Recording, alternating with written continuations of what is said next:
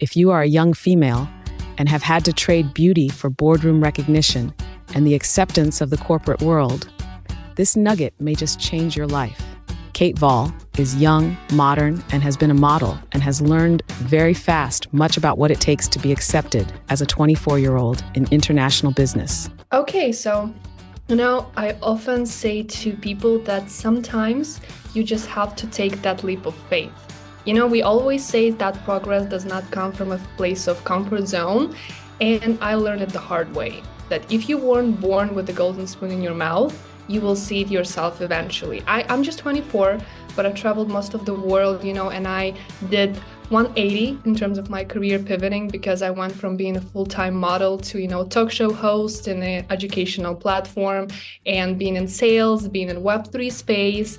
And I feel like none of this would happen, if I let two of the crucial questions take over me. What if I'm underqualified to go ahead and try something?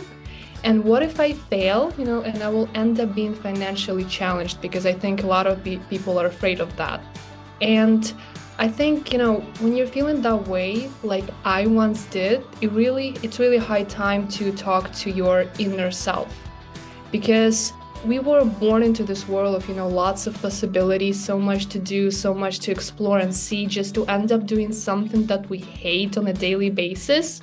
And, always constantly look ahead and see this, faint glimmer of what if I tried to do something that I really liked.